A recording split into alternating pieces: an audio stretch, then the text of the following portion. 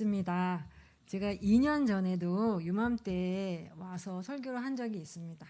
네, 너무 반갑습니다. 그리고 저를 특별히 아나베프티스 센터를 위해서 후원해 주시고 또 기도해 주셔서 이 자리를 빌어서 감사의 말씀을 드립니다. 혹시 아나베프티스트라고 하는 단어를 들어보시긴 하셨는데 잘 모르실 수 있어서 잠깐 설명하고 들어가겠습니다. 아나베프티스트라는 말은 우리나라 말이 아니잖아요. 굉장히 어렵게 들립니다. 그래서 자세한 이야기는 본문 설교를 하면서 조금 더 나누도록 하고요. 아나베프티스트가 뭔가 궁금해하시는 그 부분을 먼저 언급하고 싶은데, 아나베프티스트는 어떤 교단이나 교파를 뜻하는 말은 아니에요. 아나베프티스트는 세계관에 더 가까운 말이에요. 어떤 정신이나 운동이나 세계관. 이 세계관 하면은 세상을 바라보는 관점 또는 렌즈를 말하는 건데, 이 아나베프티스트의 렌즈를 아나베프티스트라고 말하는데, 그러면 어떤 렌즈를 가지고 보냐? 그게 이제 아나베프티스트라고 하는 그 말의 정의를 규정하는 건데요. 어떤 렌즈냐 하면 예수라고 하는 렌즈를 가지고 세상을 보는 거예요. 응? 기독교인은 다 예수를 가지고 세상을 바라보는 거 아닌가?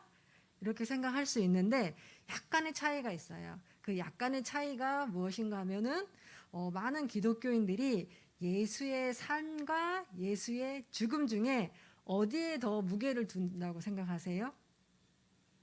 이건 사실은 제 질문이 아니고 루터가 고민했던 거예요. 만약에 예수의 삶과 예수의 십자가의 그 죽음, 이 둘 중에 하나를 우리가 선택해야 한다면 어떤 것을 선택해야 할까? 이 고민에 대한 루터의 대답은 죽음이었습니다. 왜냐하면 예수님이 십자가에서 죽으시고 부활하셨기 때문에 그 죽음으로 인하여 우리가 구원을 받았다라고 확신하고 있었기 때문에 예수의 죽음에 더 많은 방점을 두었어요. 그래서 우리가 예수를 바라보는 그 관점도 어느 것에다가 초점을 두느냐, 그 차이가 생기게 됩니다. 근데 아나베프티스트들은 어디에다 더 중점을 두었냐 하면은 예수의 죽음, 예수의 부활만큼이나 예수의 삶, 이거에 굉장히 많은 중점을 두었습니다. 그래서 아나베프티스트라고 할 때에 이 사람들은 예수님이 어떻게 사셨는가, 예수님이 무슨 말을 하셨는가, 예수님이 사람들과 관계를 맺는 방식은 어떠했는가, 이거에 굉장히 많은 중점을 두고 그것을 따라서 하는 제자도가 크리스찬들에게 굉장히 중요하다, 이런 생각을 가지고 있던 사람들입니다. 자, 그러면 제가 오늘 성경을 이제 같이 읽은 부분을 함께 나눌 텐데요. 그 관점을 가지고 한번 나눠보고자 합니다. 이 마가복음 1장은 예수님의 공생의 시작인 부분이에요.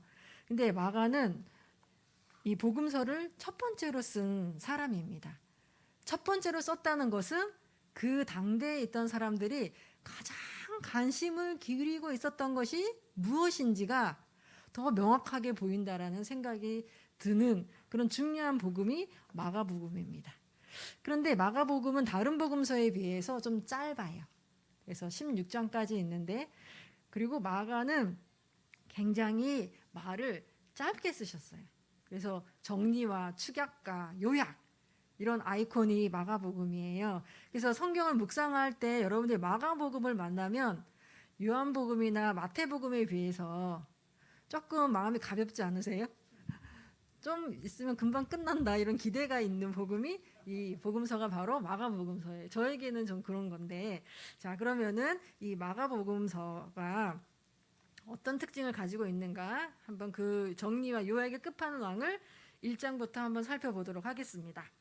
1장 1절에서 3절은 예수님이 예언자를 통해서 오신다라는 말씀을 상기시켜 줍니다. 굉장히 짧게 그리고 굵게 썼습니다. 그리고 4절부터 8절은 요한의 이야기, 그래서 예수님을 예비하는 세례 요한의 이야기가 간단하게 정리가 됩니다. 그리고 9절에서 11절에는 세례를 받으시고 나오시는 예수님을 향한 음성이 그래도 직접 인용법을 통해서 설명되고 있는 장면을 보고요. 14절부터 20절에는 12절부터 13절에는 예수님이 광야에서 시험을 받으시는 그 장면을 딱 2절로 요약을 했습니다. 그리고 제자를 부르시는 장면이 이제 16절부터 20절에 나옵니다. 그래서 굉장히 중요한 이야기들이잖아요. 예수님의 예언, 예수님의 탄생, 세례를 받으심, 광야에서 시험을 받으심. 그런데 딱 20절에 압축적으로 요약이 되어져 있는 것들을 발견합니다. 그래서 마가가 가지고 있는 합법에 대해서 우리가 약간 어느 정도 짐작을 할 수 있는 파트입니다. 그런데 저는 말씀을 묵상하다가 마가의 이 합법이 요약과 축약을 잘하고 있는 그 합법이 바뀌는 것을 발견했어요. 21절부터 바뀝니다. 21절에는 예수님이 어디를 가시고 누구를 만나고 무슨 일을 했고 무슨 말을 했는지가 상세하게 기록이 되어 있었습니다. 그래서 제가 다른 복음서에 병행 구절을 찾아봤습니다.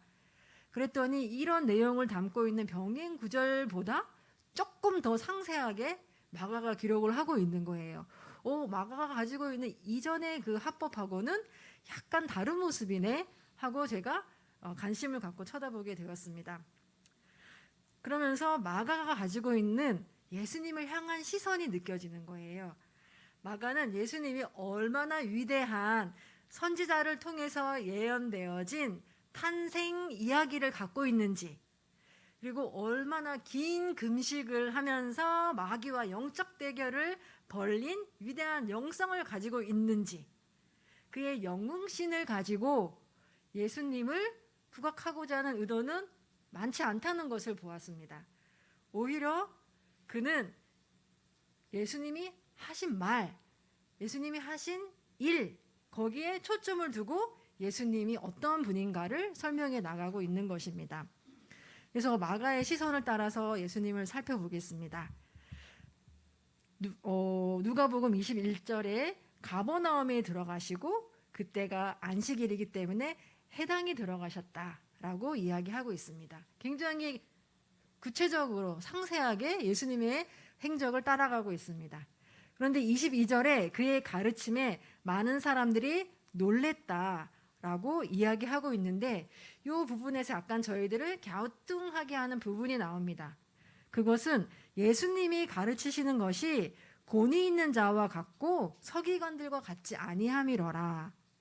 여기서 갸우뚱거리는 포인트는요, 서기관은 그 당대에 가장 성경에 대해서, 율법에 대해서 박식한 사람들이었습니다. 근데 그들의 권위랑 다르다. 여기서 약간 저희들이 헷갈리는 거예요. 예수님이 가지고 있는 권위는 분명히 이 석학 박사들의 권위하고 다르다, 이런 표현을 썼습니다. 그럼 예수님이 가지고 있는 권위는 어디서부터 나오는 것일까? 이 마가는 어디서 나온 권위를 설명하고 있는 것인가? 라고 하는 질문이 생깁니다. 그래서 이 본문을 좀 더 읽다 보면 이 권위에 대한 이야기가 27절에 한 번 더 나오는데, 다 놀라 서로 물어 이르되 이는 어찌미냐, 권위 있는 새 교훈이로다, 더러운 귀신들에게 명한즉 순종하는도다 하더라. 이렇게 얘기하면서 다시 한번 권위가 등장하고 있는데, 이 권위가 가지고 있는 그 교훈을 새 교훈이라고 얘기했어요. 왜 새 교훈이냐면은 그 뒤따라오는 새로운 그 현상 때문입니다. 그거는 더러운 귀신을 명함에 나가는 도다. 예수님은 신학교를 다니신 분이 아니고 일반적인 인정받은 학교를 다니신 분이 아니에요. 그렇기 때문에 당대의 권위라고 얘기하는 것은 역사적인 문헌에 많이 접근하고 언어적인 조예가 깊은 사람들이 이해한 것들을 나눌 때 그들이 공부한 것들을 가지고 권위 있다라고 말하던 시대입니다. 물론 오늘날에도 저희가 권위 있다 했을 때에는 그런 학문적인 깊이를 이야기할 때가 많이 있어요. 그런데 그 당대의 권위와는 다른 권위를 마가복음이 지금 이야기하고 있습니다. 예수님이 가지고 있는 것은 지적인 언변을 통한 사람들을 유축되게 만드는 권위가 아니고, 그 하신 말씀을 그대로 믿을 수 있는 또 다른 어떤 행동, 그것이 이어지는 권위라는 것들을 이 마가복음에서 저희가 추측하게 됩니다. 예수님은 결코 자신이 확신하고 있는 것을 말로만, 그래서 그 말로 인해서 사람들의 마음을 움직이고 약간 주눅들게 만들어서 내가 하는 말이 더 맞구나라고 생각하게 하는 그런 지적인 권위가 아니라, 오히려 뭔가 그 말하고 있는 것에 대한 확신으로 그 삶의 행위를 같이 보여주고 있는 권위다라는 것을 발견할 수가 있었습니다. 그리고 귀신의 반응을 23절에 보면 귀신이 예수님을 보고 소리를 지릅니다. 보통은 예수님이 병자나 귀신 들린 자에게 먼저 다가가시잖아요. 그런데 오늘 마가복음에 나와 있는 말씀은 귀신이 먼저 예수님을 보고 소리를 지르고 있습니다. 예수님의 가르침이 사람들에게 놀라움을 주었을 뿐만 아니라 귀신들에게도 뭔가 영향을 끼쳤다는 것들을 볼 수 있는데요. 이제부터 저는 이 본문을 읽으면서 묘한 긴장감을 느꼈습니다. 그 긴장감은 뭐냐? 한쪽은 계속 말하려는 자, 다른 한쪽은 그 말하는 것을 못하게 하려고 하는 자. 이 두 개가 팽팽하게 긴장하고 있다. 그런 것들을 발견할 수가 있었습니다. 귀신은 예수님을 보고 그 속에서부터 나오는 어떤 떨림으로 예수님이 누군지 안다고 말하면서 하나님의 거룩한 자, 하나님의 아들이다 라고 예수님의 정체를 폭로합니다. 제가 폭로한다라고 얘기하는 이유는 예수님이 원하지 않았기 때문입니다. 본인이 원하지 않는데 이거를 폭로했을 때 우리 굉장히 기분이 나쁘죠. 근데 예수님도 굉장히 그런 반응을 보이십니다. 25절에 보면 예수께서 귀신을 꾸중하며 잠잠히 있으라 라고 말씀하십니다. 그리고 이 말씀은 25절뿐만 아니라 34절에도 나오고 있습니다. 34절에도 예수님께서 많은 병자들과 귀신을 내쫓으시되 귀신에게 그들이 자기를 알므로 그 말하는 것을 허락하지 아니하시니라 라고 여전히 팽팽한 긴장감이 있는 것들을 봅니다. 말하려는 자와 그것을 못하게 하는 자 사이에. 그리고 우리가 읽지 않은 후문맥 43절에도 보면 곧 보내시며 엄히 경고하사 이르시되 삼가 아무에게 아무 말도 하지 말라라고 하십니다. 우리가 읽지 않은 40절 이하는 나병 환자를 고치시고 이렇게 나병 환자에게 부탁하시는 장면입니다. 예수님이 자신이 누구인지, 특별히 하나님의 거룩한 자로서 하나님의 아들이라는 것을 세상에 분명하게 다른 사람의 입술을 통하여서 말할 수 있는 저로의 찬스가 있잖아요. 내가 직접 얘기하는 것보다 뭔가 다른 주변의 사람들이 이야기했을 때 그 진위가 더 우리가 믿어지는데 예수님은 그 절호의 찬스를 별로 좋아하시지 않는 것 같습니다. 그리고 손을 안 대고 코를 풀 수 있는 손쉬운 방법을 예수님은 기대하고 있지 않는 것을 볼 수 있었습니다. 그게 기대하지 않는 정도가 아니고 오히려 굉장히 화를 내고 계셔요. 마치 부끄러운 것을 막 다른 사람들에게 폭로할 때 나타날 수 있는 분노인 것처럼 예수님은 왜 이 손쉬운 전도 방법 그리고 자신을 드러낼 수 있는 기회 이것을 굳고 거절하시고 오히려 더 불쾌하셨을까요? 예수님은 우리가 예수님을 자랑하고 증거하는 것을 원하시잖아요. 근데 지금 오늘 마가복음에는 결코 그런 모습을 볼 수 없습니다. 조심스럽게 본문 속에서 예수님께서 왜 그 부분을 거절하셨는지를 찾아보고자 합니다. 먼저는 23절에 그 이야기를 한 더러운 귀신에 대한 이야기를 보면서 이 더러운이라는 단어에 눈이 갔습니다. 귀신이 깨끗한 귀신이 있나요? 깨끗한 귀신은 없기 때문에 뭐 굳이 더러운 귀신이라고 표현할 필요가 없는데 왜 더러운이라는 말을 썼을까 고민해 보았고 이 더러운이라는 말이 원어적인 의미는 무엇인가 살펴보았습니다. 먼저 영어로 보니까 impure란 뜻은 순결하지 않은, 순수하지 않은 이런 뜻을 가지고 있습니다. unclean 이건 깨끗하지 않은, 그 다음에 evil 이거는 사악한. 그래서 지금 더럽다라고 말하는 것은 유생적으로 지금 이 사탄이, 이 귀신이 더럽다라는 것이 아니라는 것을 우리가 알 수 있습니다. 그가 하는 생각, 그가 하는 말, 그가 맺고 있는 관계, 이런 것들이 임퓨어하고 거짓이고 더럽고 악하다는 것입니다. 그리고 이 원어로 보았을 때에도 원어에도 순수하지 못하고 깨끗하지 못한 삶과 생각, 이것을 언클린이라는 더러운이라는 말로 쓴다고 설명을 했습니다. 그래서 저는 예수님께서 자신이 누구인지를 단순히 지적인 동의 수준에서 드러내는 것, 조금 더 나아가서 다른 사람들과 사악한 관계, 거짓의 관계, 다른 사람을 힘들고 괴롭히는 관계를 유지하는 사람 또는 그런 존재의 입에서 나오는 자신에 대한 이야기, 이것을 원하지 않는다라는 생각을 할 수 있었습니다. 43절에 나온 이 나병 환자도 물론 귀신과는 다른 존재이지만 레위기적인 법례에 따르면 깨끗하지 못한 자였습니다. 이 레위기적인 율법적인 그런 정결적인 면에서 이 문둥병자 나병 환자도 예수님에 대한 이야기를 하지 않기를, 먼저 깨끗함을 입증하기를 당부하시는 장면이 우리가 읽지 않은 후 문맥에 나오고 있습니다. 그 다음에 또 흥미로운 부분을 발견하였습니다. 38절에 보면 예수님께서 기도하시고 은밀한 시간을 갖고 있는데 제자들이 와서 다른 아픈 병자들이 왔다라고 말씀해 줍니다. 그때 예수님께서 내가 이 땅에 온 이유가 무엇인지를 이야기하는 장면이 38절에 나옵니다. 우리가 다른 가까운 마을들로 가자, 거기서도 전도하리니 내가 이를 위하여 왔노라, 이렇게 말씀하십니다. 즉 예수님께서 이 땅에 오신 이유가 전도, 또 복음이 무엇인지를 알려주시는 것에 있다는 것을 저희가 볼 수 있습니다. 오늘 본문에는 예수님이 가르쳤다 또는 예수님의 교훈, 전도, 이런 표현이 6번이나 나오고 있습니다. 그래서 예수님에게 있어서 이 가르침, 전도는 굉장히 중요한 일이라는 것들을 저희가 알 수 있습니다. 그런데 이것만큼이나 중요한 것이 또 반복되는 게 있었어요. 그거는 뭐냐면 바로 귀신 들린 자와 환자들을 고치시는 거였어요. 예수님의 말씀과 예수님의 행동, 이것은 항상 같이 가는 것이었습니다.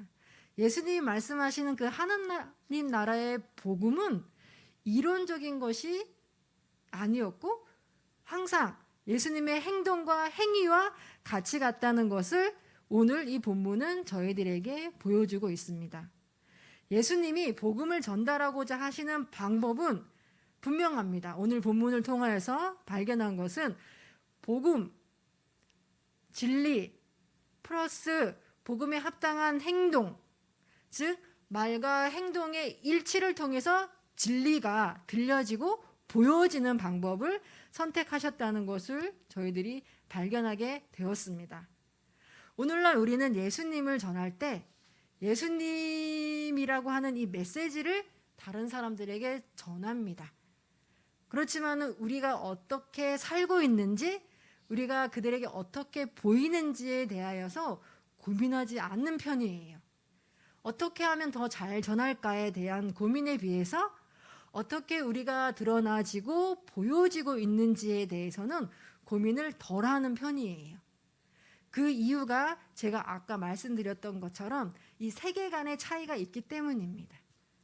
세계관이 예수님을 통해서 세계를 바라보는 렌즈라고 말했는데 많은 기독교가 예수님의 렌즈를 한쪽에 많이 치우치게 했습니다. 그래서 예수님의 죽음과 부활이라고 하는 교리적인, 이론적인 부분을 많이 강조했어요. 그래서 대학교에서도 선교단체가 예수님이 누구인지를 설명하는 이 사형리 또는 나름대로의 이 복음의 간단한 요약된 부분을 가지고 젊은 친구들을 만났습니다. 그리고 그것을 읽게 하고 그 자리에서 그 내용을 이해하고 믿는다고 말하면 크리스찬이라고 하면서 많은 크리스찬들을 배출했어요. 그리고 그거는 선교단체뿐만 아니라 교회에서도 비슷해요. 그래서 전도지를 돌리고 그리고 교회에 나와서 예수님을 믿는다고 고백하면 그들에게 크리스찬이라는 이름을 주었습니다. 그리고 예수님을 믿는다는 게 지적인 동의라고 생각하는 경향을 많이 풍겼어요. 저도 크리스찬이었잖아요. 지금도 크리스찬이잖아요. 근데 되게 힘든 게 뭐였냐면은 예수님을 믿는다는 게 뭐지? 이게 굉장히 어려웠어요. 어렸을 때부터 교회를 다닌 모태신앙인데 믿는다는 건 항상 헷갈려요. 왜냐? 어떤 때는 믿어지고 어떤 때는 안 믿어지고 이게 약간 지적인 동의에 가까운 거였기 때문에 그랬던 것 같아요. 그리고 목사님들이 우리가 교육할 때 구원 받으셨습니까?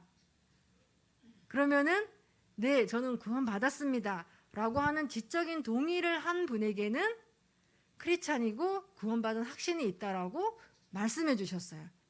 그래서 우리는 기독교인이 된다는 거는 요거를 잘 알고 믿는 거구나라고 하는 생각이 점점점 커졌어요. 이쪽이 점점점 커지면서 작아지는 쪽은 뭐냐면 이것을 담아내고 있는 내 삶의 모습이었어요. 이 부분은 점점 약해져요.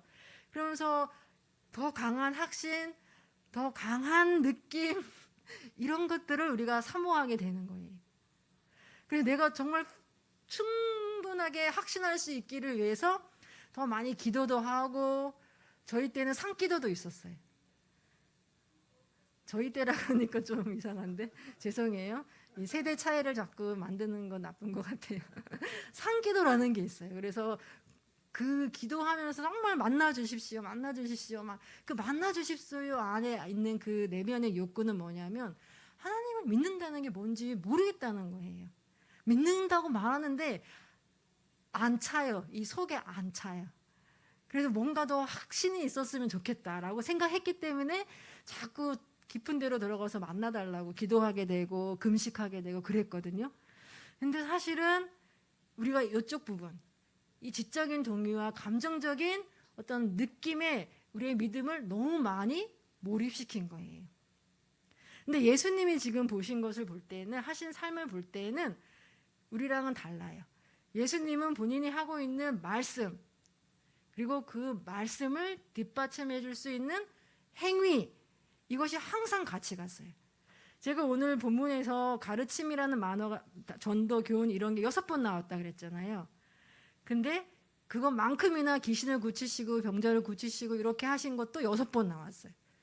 동일하게 예수님은 자신이 한 말이 사람들에게 감동을 주고 사람들의 지적인 동의를 일으키는 것으로 만족하시지 않고 그들이 눈으로 확인할 수 있는 그 행위를 항상 같이 보여주시면서 가셨던 것을 볼 수 있습니다.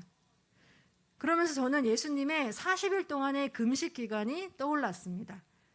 예수님이 40일 동안 처절하게 금식하시면서 마귀와 싸우신, 마귀의 유혹을 거절하신 내용이 바로 이런 거였다라는 생각이 듭니다.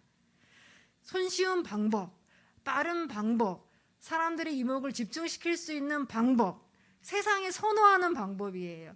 그런데 예수님이 그 방법을 거절하시는 것, 이것을 40일 동안 씨름하셨다라는 것들을 기억했습니다. 그래서 돌덩이가 빵을 만드는 손쉬운 방법을 거절하셨고 성전에서 뛰어내려서 많은 사람들이 하나님의 아들이구나 라고 믿을 수 있는 쉬운 방법, 빠른 방법, 이것을 거절하셨고 마귀에게 절하면 이 세상을 다 준다고 한 가장 고속도로 같은 빠른 그 기회, 이런 것들을 거절하셨습니다. 그리고 예수님이 선택하신 것은 철저히 자신이 선포하고 있는 말씀과 자신의 삶이 일치되어지는 방법, 그것을 선택하시고 제자들을 만나시고 병자들을 만나시고 사람들을 만나셨다는 것들을 볼 수 있습니다. 예수님은 굉장히 천천히, 굉장히 시간이 많이 걸리는 방법을 선택하셨지만 그의 그 진리 선포는 2000년이 지난 지금까지도 진리인 것으로 저희들에게 다가오고 있습니다. 그 이유는 그가 학식이 있는 깊은 조회를 가진 언어를 사용하셨기 때문에, 사람들이 알지 못했던 비밀을 말하셨기 때문이 아니고 그 말씀하신 것을 그대로 살아내신, 보여주신 그 힘에 있지 않나 하는 생각을 합니다. 예수님은 정말 그러신 분이셨습니다. 예수님이 혼자 일하면 굉장히 간단한 방법이었어요. 예수님이 하나님의 아들이라는 것을 기적을 통해서 보여주시고 많은 사람들에게 그의 능력을 보여주시면 정말 간단하게 사람들이 하나님의 아들을 볼 수 있는 그런 기회를 갖습니다. 그런데 예수님은 죄인들을 부르시고 흠이 많고 말실수가 많은 제자들을 부르시고 그들에게 배신을 당하면서 그들에게 불평을 들으시면서 그들과 함께 천천히 이 일을 감당하신 모습을 볼 수 있습니다. 죄인을 사랑하시고 죄인을 품으시는 하나님의 모습을 드러내시기 위하여서 가장 느린 방법을 선택하신 것을 볼 수 있습니다. 예수님은 항상 사람들에게 둘러싸였지만 대부분은 부자거나 고위 간직에 있는 사람이 아니라 천대받는 어부였습니다. 모든 사람들이 외면하고 무서워하는 귀신 들린 사람이었습니다. 일상을 잃어버린 냄새나고 보기 흉한 병자들이었습니다. 예수님은 높은 영향력을 사용하여서 자신의 목표를 빠르게 전략적으로 성취할 수 있는 분이셨지만 예수님은 그런 방법을 거절하시고 가장 낮은 사람들을 함께 하시면서 회복시키시고 치유하시는 하나님 나라의 복음에 맞는 삶을 우리에게 보여주셨습니다. 예수님은 이것을 일로 여기신 게 아니었습니다. 제가 오늘 본문을 보면서 예수님이 가신 공간들을 따라가 봤습니다. 첫 번째 들어가신 공간은 공적인 회당이라고 하는 공간이었습니다. 거기서 귀신을 고치셨어요.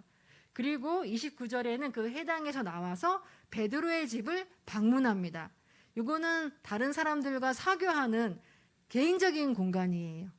그리고 35절에는 새벽에 하나님과 독대하는 기도하는 가장 은밀한 그런 공간이 기록이 되어져 있어요. 그런데 예수님은 이런 공간이 이동되어짐에도 불구하고 예수님이 아픈 사람, 병자와 만나고 있는 이 관계가 조금도 흐트러지지 않고 변화되지 않는 것을 볼 수 있었습니다. 예수님은 자신이 말하고자 하는 이 이론이 남에게 어떻게 보여지느냐라고 하는 사고하는 전략가가 아니었고 그 복음을 살아내시고자 하는 실천가였다라는 것을 발견할 수 있습니다. 저는 오랫동안 사역자로 살았어요. 그런데 가장 인정을 받지 못하는 부류의 사람들이 있는데 저희 가족이에요. 저희 가족이에요. 제가 여러분들을 만나고 이렇게 교회라고 하는 공적인 공간에 있을 때에는 항상 웃고 화내지 않고 짜증내지 않습니다. 근데 저희 사적인 공간에 가면은 아이들이 엄마 뭐 이것 좀 해줘. 저희 남편이 등 좀 주물러줘. 그러면 제가 바로 싫어. 싫어 이렇게 얘기해요. 왜냐하면 다른 사람을 섬기는 거는 칭찬받기도 하고 또 내가 해야 하는 일인 것 같기도 하고 항상 이렇게 공적인 어떤 파트, 인정받는 파트와 관계되어 있기 때문에 정신을 번쩍 차리고 있어요. 그렇지만 이렇게 사적인 공간에 왔을 때에는 거절도 하고 화도 내고 제 원래 가지고 있는 모습을 그대로 다 드러내요. 그래서 저희 딸들은 저를 내로남불이라고 불러요. 왜냐하면은 말만 잘하고 행동은 집에 와서 잘하지 못한다고 생각하기 때문이에요. 근데 저는 그 말을 옳다라고 얘기해요. 니네들 말이 맞다. 왜냐하면 저는 이중적인 게 분명하거든요. 그만큼 저의 삶은 예수님을 흉내내고자 하지만 여전히 이거를 인격으로 성품으로 쿡 찔러도 나올 수 있는 나의 어떤 레파토리로 만들어낸 건 아니에요. 아직 그냥 보이는 데에서 사람들한테 이렇게 평가받을 수 있는 데서만 제가 그렇게 하고 있는 굉장히 부족한 모습인 거예요. 근데 예수님은 그렇지 않았다라는 것을 오늘 성경은 보여주고 있어요. 예수님은 그분이 인격으로서 성품으로서 이 병자들을 대하셨다라는 것들을 이 성경은 증명해 주고 있습니다. 예수님은 제자들에게 가서 전하라, 복음을 전하라라고 부탁하셨어요. 그렇지만 그 전하라고 부탁하신 거 이면에 훨씬 더 많은 부탁이 있었는데 그것은 서로 사랑하라였어요. 너희가 서로 사랑하면 너희가 내 제자인 줄 세상에 알리라. 그런데 우리 교회는 우리는 이렇게 우리가 할 수 없는 부분에는 강조를 안 해요. 그리고 우리가 할 수 있을 것 같은 전하라.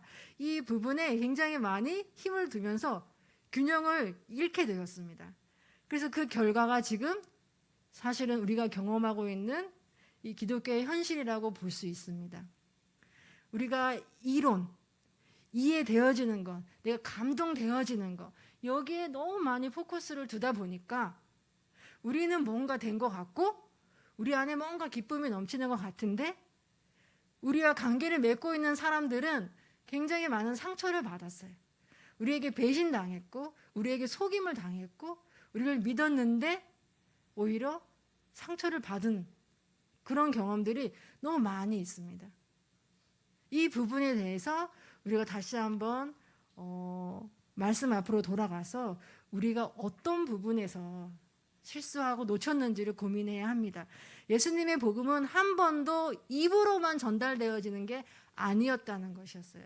예수님은 굉장히 성실하게 아무도 보지 않는 곳에서조차도 이 복음은 예수님이 삶과 연결되어진 것으로 이해하셨습니다. 사도행전의 교회들은 칭찬받는 교회였어요. 그래서 많은 백성들이, 뭇백성들이 칭송하였고 믿는 자들이 날마다 더하여졌다라고 했습니다. 근데 우리는 보통 전도해서 그렇게 됐다라고 생각을 하게 되지만 사실은 보면은 그들이 칭송받았던 것은 함께 모였습니다. 함께 떡을 나누었습니다. 서로 자신이 가지고 있는 재산을 내 것, 네 것 하지 않고 공평하게 나눈, 지금 우리 교회에서는 상상하기 어려운, 지금 우리 현실에서는 따라가기 어려운 굉장히 급진적인 삶의 변화가 이 사도행전 교회에 있었습니다. 그래서 그런 모습을 보고 많은 백성들이 그들을 칭송했다라고 이야기하고 있습니다. 초기 교회의 문서를 보거나 초기 교회에 교육하는 자료를 저희들이 보면 거기에도 굉장히 이상한 점을 발견하게 됩니다. 그 초기 자료에 성도들을 교육시키는 그 자료에 전도하라라고 하는 내용이 한 구절도 없다고 합니다. 그러면 어떤 구절이 있을까요? 가난한 자를 섬겨라. 가난한 자하고 나눠라. 너의 재산을 가난한 사람들에게 나눠라. 이런 실천적인 부분에 대한 이야기로만 가득 차 있다라고 말하고 있습니다. 그래서 초기 이 2, 3세기의 교회는 매력이 있었어요. 사람들이 도대체 교회는 어떤 곳인가 하고 관심을 가졌어요. 왜냐하면 굉장히 수직적인 사회 속에 살고 있는 시대였는데 교회에 간 사람들은 평등한 관계를 누리고 있는 것을 보았어요. 계급 사회였고 부가 힘을 갖고 있는 사회였는데 이 공동체에 갔을 때에는 계급과 이 부가 다 무너져 내려가고 있는 것들을 보았어요. 그들의 삶을 보고 많은 사람들이 매력을 느꼈어요. 매료되었어요. 그래서 교회는 박해 가운데에서도 그 수가 점점점 더해 갔다라고 역사는 기록을 하고 있습니다. 그런데 문제는 변화가 생겼어요. 그 변화는 313년에 콘스탄틴 대제가 교회를 공식적인 교회로 인정을 해줘요. 공인화시켜줘요. 그러면서 교회가 급하게 변화되어져서 가지게 된 첫 변화는 힘을 갖는 거였어요. 교회가 나라로부터 인정을 받으면서 힘을 갖게 되어지잖아요. 그 힘을 교회에서 더 강하게 의지하게 되면서 변화가 되는 거예요. 그래서 기독교가 나중에는 국교로 바뀌게 돼요. 국교가 되면은 어떻게 되냐면 태어난 사람들은 다 교회를 가야 돼요. 내가 그냥 교회 다니기 싫어요. 저는 안 하고 싶어요. 여기에 할 수 있는 선택의 자유가 없어요. 태어난 사람이 다 교회에 가게 되는 그런 국가교회가 되어졌어요. 국가교회가 되다 보니까 쉬운 방법이 생겨요. 사람들을 모으는. 일단 태어나면 무조건 세례를 줘서 시민권이 되게 하고 크리스찬이 되게 하는 방법. 너무 손쉬운 방법이에요. 그리고 사람들을 큰 신전과 같은 교회당에, 예배당에 모여서 예배를 드리게 하고 그들의 삶이, 그들의 관계가 어떻게 되든지 관계없이 그들이 예배 드리는 것으로 크리스찬이라고 인정하게 되어지는 거예요. 이런 손쉬운 방법을 차용하면서 교회는 점점점 예수님이 말씀하셨던 말과 행동의 일치에 대해서 잊어버리게 됐어요. 그래서 종교개혁이라고 하는 루터를 통한 종교개혁이 16세기에 있었음에도 불구하고 이 패턴은 바뀌어지지 않았어요. 왜냐하면 종교개혁이 성공할 수 있었던 이유는 영주라고 하는 또는 시의회라고 하는 국가의 힘을 얻었기 때문이에요. 그들이 받쳐줬기 때문에 종교개혁을 루터가 할 수 있었어요. 근데 이 종교개혁도 한계가 뭐냐면은 그 땅에 태어난 사람은 다 기독교인이야 라고 하는 국가의 힘이 그대로 모든 사람들에게 영향을 미치면서 크리스찬이 된다는 거. 그래서 크리스찬이 되어서 내가 결정하고 내가 선택한 믿음으로 내 삶을 살아가는 거, 내 삶의 변화를 가져오는 거, 이것이 어려워지게 된 거예요. 그냥 나는 교회 갔다 왔어, 예배 드렸어, 나 오늘 말씀 봤어, 이런 종교적인 형식에 내가 크리스찬이라고 하는 정체성을 부여받는 거예요. 근데 제가 아까 얘기했던 아나베프티스트가 이 즈음에 나타나요. 아나베프티스트는 루터나 츠빙글리나 칼뱅처럼 종교개혁을 일으켰던 사람들의 제자들이었어요. 근데 이 제자들이 정말 성경을 읽을 수 있는 그 시대에 자국어로 성경을 읽으면서 너무 기뻤어요.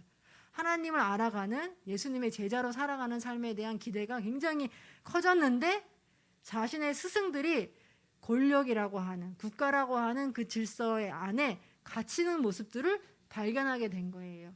그들이 굉장히 안타까워했던 거는 뭐냐 하면 태어나면 모두 크리스찬이 되어진다는 그 교회 안에서 진실된 삶을 살아내는 사람을 찾기가 너무 어려웠다는 거예요. 그래서 이 아나베프티스트들이 자신의 고백으로 자신의 신앙을 결정하기로 마음을 먹고 세례를 받습니다. 근데 그 세례는 어렸을 때 한 번 받았는데 성인이 되어서 자신들이 이제 함께 나눈 세례인데 국가의 입장에서, 힘의 입장에서 볼 때에는 2번 세례를 받은 거예요. 그래서 아나베프티스트라고, 아나라는 말이 두 번이라는 뜻이에요. 그래서 아니 이렇게 세례를 2번 받다니라는 이단 프레임을 씌워서 그들을 부르게 됐어요. 그런데 저희는 아나베프티스트에게 배울 점이 있어요. 그거는 뭐냐면 우리가 결단한 신앙으로 우리의 삶을 하나님이 원하시는 삶으로 살아내고자 했었던 결단, 바로 제자도예요. 아나베프티스트는 이 제자도를 실천할 수 있는 사람들이 16세기에 있는 사람들이었어요. 그래서 아나베프티스트는 굉장히 많은 박해를 받고 핍박을 받았는데 아나베프티스트는 무조건 보기만 하면 그 자리에서 죽일 수 있도록 법을 만들었어요. 근데 간혹 아나베프티스트가 아님에도 불구하고 오해를 받아서 잡혀오는 사람들이 있었습니다. 그 사람들의 특징은 뭐냐면 굉장히 정직하고 굉장히 청렴하고 굉장히 다른 이웃들을 섬기고 아름다운 말씨를 쓰고 술을 먹지 않는 사람들이었어요. 도박을 하지 않는 사람들이었어요. 그들의 삶이 깨끗하면 누구로 오해를 받았냐면 아나베프티스트로 오해를 받을 정도였어요. 그래서 그 사람들이 자기가 세례를 받지 않았다라는 걸 증명해야지만 풀려날 정도로 굉장히 그 아나베프티스트에 대한 혐오가 당대에 컸습니다. 근데 우리가 발견할 수 있는 놀라운 점이 뭐냐면 아나베프티스트는 그렇게 국가교회가 점령하고 있는 때에도 하나님의 자녀로 살아가는 방법을 명확하게 이해하고 있었다는 것이에요. 그거는 교회를 가고 내가 예배를 드리고 거기에 성례를 하는 것, 그것이 아니라 삶의 변화가 크리스찬에게 분명히 있어야 된다라는 인식이 있었다는 것입니다. 그래서 아나베프티스트 중에 굉장히 유명한 일화가 하나 있는데요. 1569년 네덜란드에서 있었던 일입니다. 더크 윌렘스라는 사람이 아나베프티스트였어요. 그래서 잡혔어요. 근데 마침 허술한 틈을 타서 그 감옥을 탈출할 수 있었는데요. 탈출해서 조금 가다가 이제 바로 발각이 된 거예요. 근데 그때가 약간 겨울이 아주 추울 때가 아니고 물이 살짝 얼어 있을 때인데 더 이상 이제 도망갈 데가 없으니까 이 더크 윌렘스가 강물로 뛰어들어서 그 얼음 위로 막 달리게 됐는데 따라오던 이 경찰들이 그 얼음을 같이 이제 타고 쫓아갔어요. 근데 말랐던 더크는 그 얼음 위로 막 달릴 수 있었는데 쫓아오는 사람은 그 얼음이 깨지면서 물에 빠지게 됐어요. 근데 이 더크 윌렘스라고 하는 사람이 쟤 같으면 하나님이 나에게 주신 절호의 찬스다, 은혜다라고 생각하면서 막 도망가야 되잖아요. 그런데 반사적으로 생각하지 않고 머뭇거리지 않고 바로 돌아와서 그 경찰관을 건져줘요.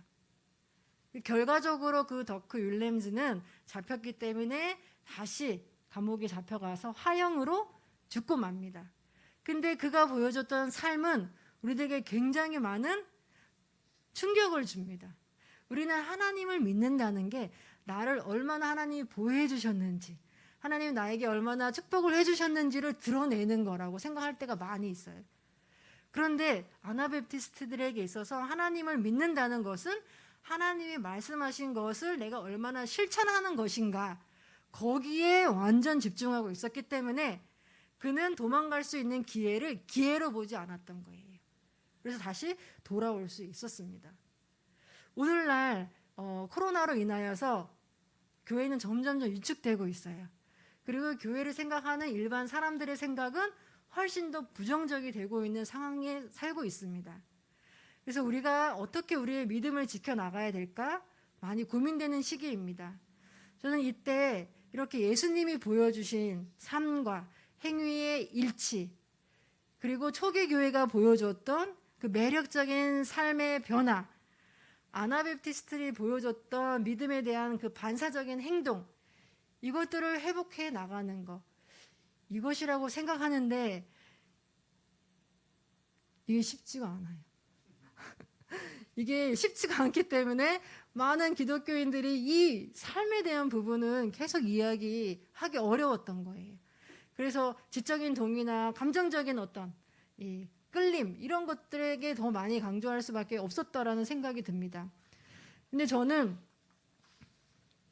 예수님이나 아나베프티스트나 그들이 정말로 이렇게 세상과는 구별되는 변화가 어디서 왔는가 고민해 볼 때 오늘 마가복음에 나와 있는 하나님의 음성에서 출발했다라는 확신이 듭니다. 마가복음 1장 11절에 보면 예수님이 아무것도 하시지 않은 상태에서 귀신을 쫓거나 병든 자를 고치거나 또는 복음을 선포하거나 그런 일을 하시지 않는 상태에서 하늘로부터 소리를 내시기를 너는 내 사랑하는 아들이라 내가 너를 기뻐하노라 라고 말씀하셨어요. 예수님은 완전히 전적으로 그 말씀을 믿었습니다. 그래서 그 사랑 안에 완전히 침잠할 수 있었습니다. 그래서 이 세상에서 줄 수 있는 세상의 방법이 예수님에게는 더 이상 유혹거리가 되지 않았다는 것을 볼 수 있습니다. 아나베프티스트들도 세례를 받을 때에는 단순히 의식적인 면에서 세례를 받았던 것이 아니에요. 그들은 지금 이 세상에서 살고 있는 모든 방법이 하나님의 방법이 아니라는 것들을 시인하면서 내가 완전히 새로운 사람이 되겠다라고 하는 결단으로 세례를 받았고, 그 결단은 그들로 하여금 그 죽음을 무서워하지 않는 사람으로 변화시킬 수 있었어요. 그들은 하나님의 말씀으로 그들을 채운 사람들이에요. 그래서 아나베프티스트들은 대부분은 글자를 배운 사람들이 아니었음에도 불구하고 하나님의 말씀을 너무 많이 외워서 감옥에서 신문을 당할 때 그 경찰들이 다 놀랐어요. 왜냐하면 찌르기만 하면 말씀이 그냥 술술술술 나오는 사람들이었기 때문입니다.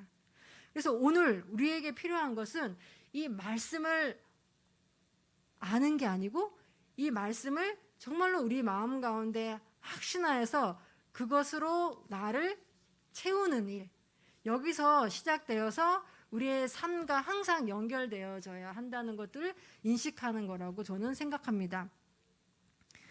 우리가 교회를 다니지만 내가 하나님의 자녀라는 거, 내가 하나님으로부터 정말 충분히 사랑받고 있는 존재라는 것을 확신하지 않으면 계속 세상에서 말하는 방법에 우리가 집중하게 됩니다. 나는 언제 성공할까? 나는 언제 뭔가 좀 안정적이 될까? 이 세상과의 비교를 통해서 계속 나를 이해하려고 합니다.